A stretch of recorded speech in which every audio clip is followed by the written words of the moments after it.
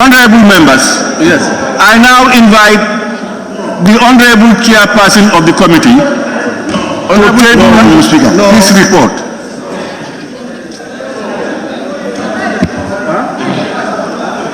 Women's Amendment Bill 2024 by the National Assembly member for Fonyi, Councillor Honorable Almami Jiba. On a motion for the bill to be read a second time, the general merits and principles of the bill was debated. The bill was read for the second time and it was referred to the Assembly Business Committee for committal to the relevant committee in accordance with the standing orders. The Assembly Business Committee then referred the bill to a joint committee of health and gender. The joint committee was tasked to consider and scrutinize the bill and present its findings and recommendations to the Assembly.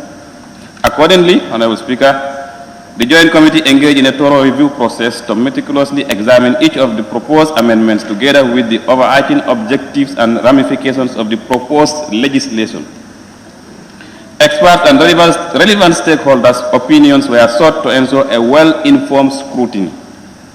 The Joint Committee, having considered and scrutinized the bill together with all the experts and witness testimonies, hereby present its findings, observations, and recommendations contained in this report. The mandate of the committee. In accordance with Standing Order 69 of the Standing Orders, the mandate of the Joint Committee was to A. Consider and scrutinize the Women Amendment Bill 2024, B. Identify witnesses and gather evidence on clause-by-clause consideration of the bill, C. Record the opinion of the Joint Committee on each clause of the bill, focusing on any proposed amendment, D. Consider amendments in order in which they stand in the bill, and E. Provide a report comprising a summary of evidence gathered from witnesses, the opinions of the Joint Committee on the clauses of the bill, and the amendments proposed. The proceedings also read as follows. The Joint Committee relied on the testimonies of witnesses and the position papers presented to it to review the proposed amendment clauses of the bill, clause by clause, taking cognizance of the overall objective and ramification of the proposed amendment bill. Cross-references were made to ensure that the content of the bill was in conformity with the 1997 Constitution of the Republic of the Gambia and, of course, and other laws of the Gambia.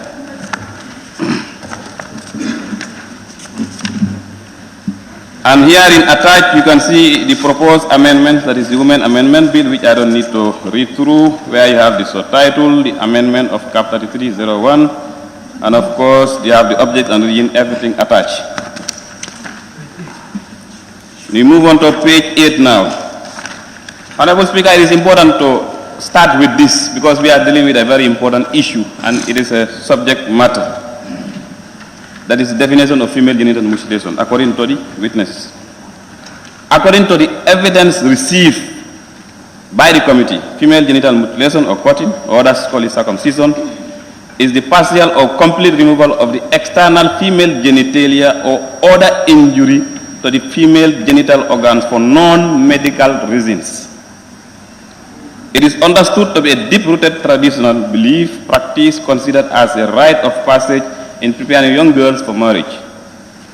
According to the 2015 Women Amendment Act, female circumcision includes, this is also very important, this is embedded in the current laws that we have, A. The excision of the prepuce with partial or total excision of the clitoris, that is clitoridectomy. B. The partial or total excision of the labia minora. C. The partial or total excision of the external genitalia, that is of the labia minora and the labia majora, including stitching. D. The stitching with thorns, straw, thread, or by other means in order to contact the excision of the labia, and the cutting of the vagina and introduction of corrosive substances or herbs into the vagina for the purpose of narrowing it. E. Symbolic practices that involve the nicking and picking of the clitoris to release drops of blood, or F. Engaging in any form of female genital mutilation or cutting. In most cultures in the Gambia, FGMC is performed on girls between the ages of 2 weeks to 5 years. FGMC has serious health and reproductive health consequences affecting health and well-being of girls and women.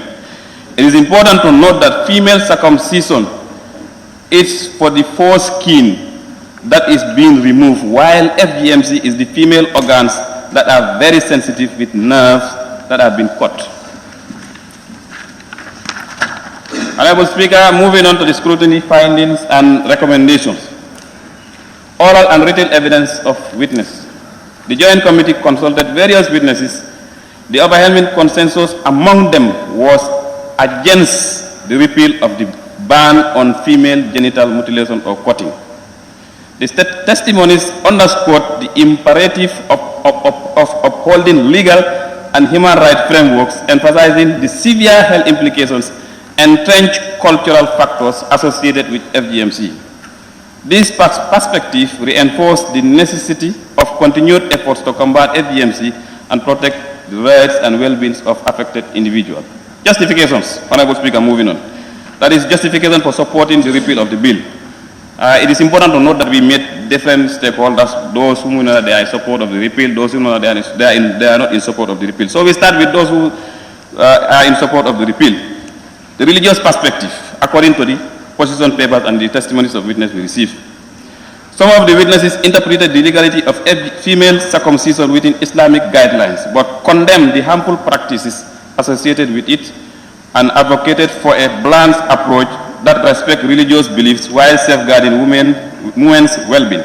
However, many Islamic scholars consulted by the Joint Committee within and outside of the country stated that female genital mutilation or circumcision is a custom and not one of the rituals of Islam, whereas male circumcision is part of the rituals of Islam.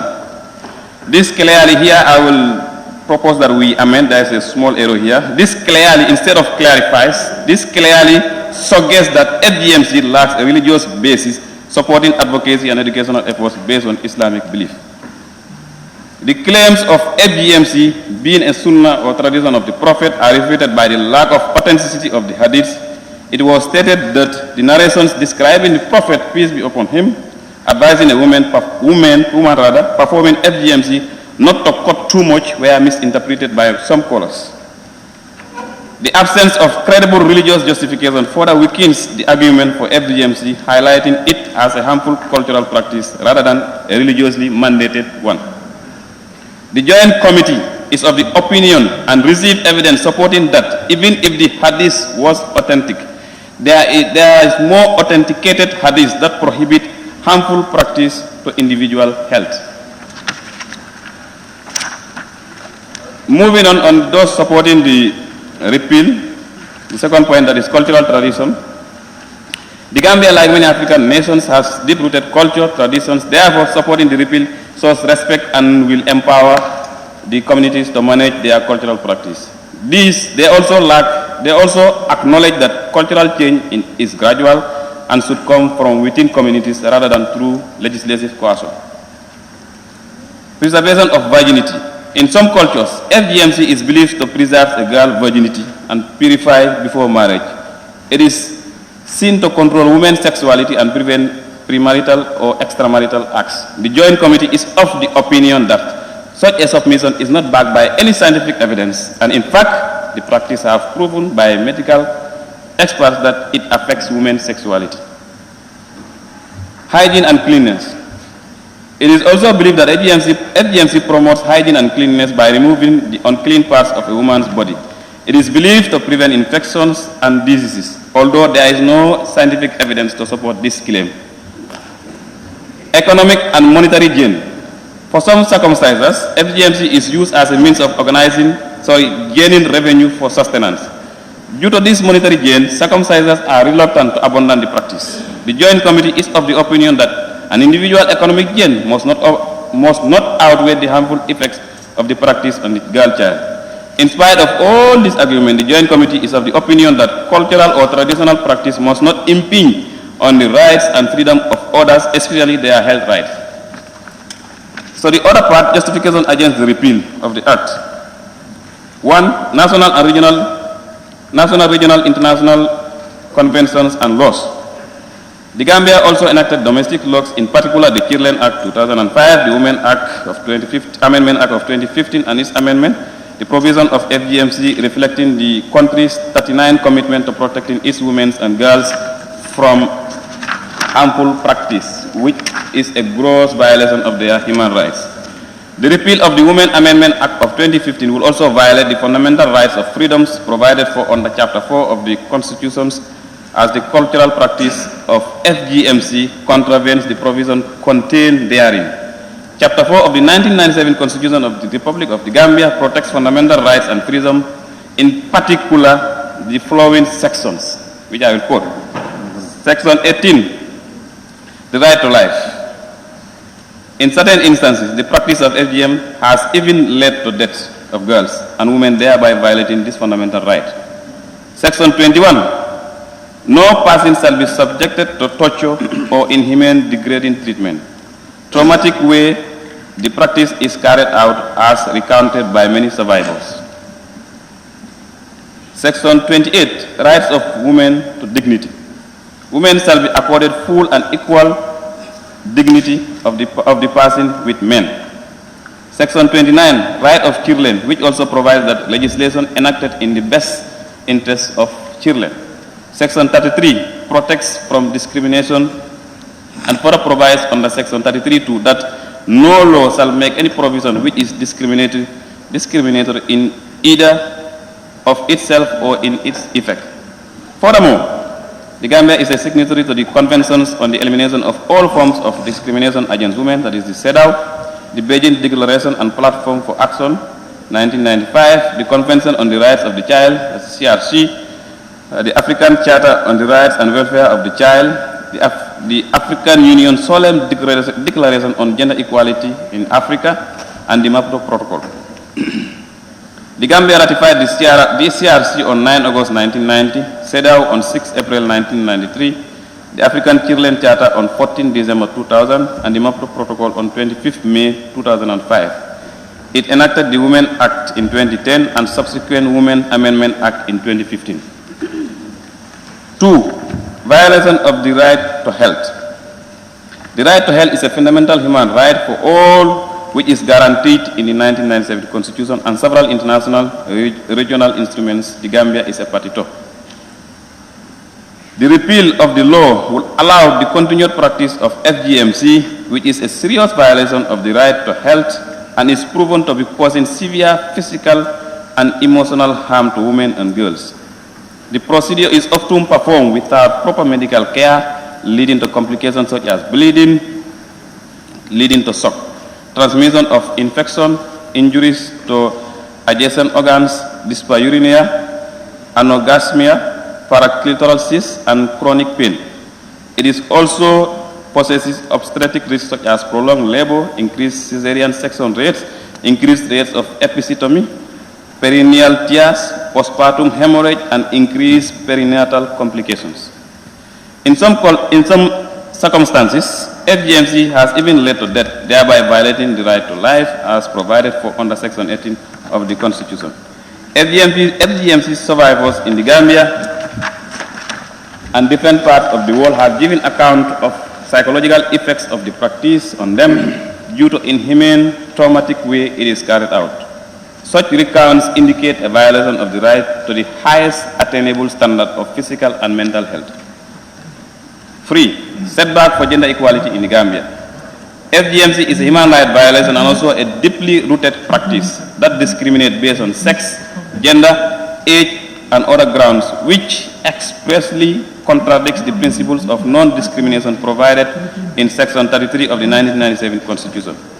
Repealing the law will be a significant setback for Gambia's efforts to enhance the welfare of women and girls in the country, along with attaining their economic empowerment. 4. Community development. Rejecting the repeal of the law is essential for promoting progressive social change and community development. It encourages dialogue, education, and awareness-raising initiatives to challenge harmful cultural norms and practices that affect women and girls in society. The committee is of the opinion that the National Assembly tries for a more enlightened and inclusive society where everyone can live freely from violence and discrimination. Of course, we were opportune to conduct a study tour to Cairo, Egypt, which we also take note of. The study tour to Egypt, conducted by members of the Joint Committee of Gender and Health and other parliamentarians from the 9th to the 14th June 2024, was aimed to explore the strategies, policies, and community practices that effectively address female genital mutilation in Egypt. The delegation met various religious leaders and experts from Al-Azhar University, Egyptian National Council for Women, members of parliament, and civil society members. The delegation comprised of honorable members of the Joint Committee on Health and Gender, other National Assembly members, and support staff of the National Assembly. The visits sought to gather insights and best practices to make informed decisions regarding FGM. The history of female genital mutilation in Egypt is marked by a transition from traditional practices to medicalization, followed by legislative efforts aimed at eradication. In the mid-20th century, FGM began to be medicalized to reduce severe complications, allowing health professionals to perform circumcision. By 1994, the Egyptian Ministry of Health permitted FGM under certain medical conditions. Notably, Egypt, along with other African and Middle East countries, had high rates of medicalized FGM, with 79% of procedures in 2015 conducted by medical professionals. This shift aimed to reduce health risks, but inadvertently legitimize the practice. Significant legislative progress occurred in 1996 when a decree prohibited FGM in government health facilities. This was expanded in 2007 to ban all forms of FGM by both medical and non-medical personnel. In 2008, amendments to the Child Law explicitly criminalized FGM, and further amendments in 2016 and 2020 increased penalties and extended accountability. Despite these comprehensive legal measures, enforcement challenges and deep-rooted cultural norms persist. Ongoing efforts by the government, NGOs, and international organizations aim to change societal attitudes and ensure the law is upheld. This underscores the importance of strong legal framework and sustained public education. The study too aimed to understand Egypt's strategies and legislative framework against FGM, learn from successful programs, observe community-based interventions, and study healthcare approaches to prevent and treat FGM-related complications. Discussion covered the scientific background of FGM, its medicalization, and ethical concern, as well as the negative consequences of the practice. The religious perspective clarified that FGM lacks a basis in Islam, supporting advocacy against it. National efforts to combat FGM were highlighted, emphasizing the crucial role of political leaders and parliamentarians in engaging communities and supporting the elimination of FGM. So the lessons learned, Honorable Speaker, from the study tour in Egypt. 1. Female genital mutilation is not Islamic, but custom, tradition, or belief, traditional belief. FGM is a rooted cultural tradition rather than religious teachings. Islamic scholars have clarified that it is not a requirement of Islam, helping to debunk the myth that it has religious significance. This understanding can aid in changing community attitudes towards the practice. 2. All Islamic scholars speak with one voice to produce an overall fatwa against FGM. Islamic scholars in Egypt have issued a unified fatwa against FGM, declaring it non-Islamic and harmful. This consensus provides a strong religious foundation for anti-FGM advocacy. It supports efforts to educate communities and discourage the practice. 3.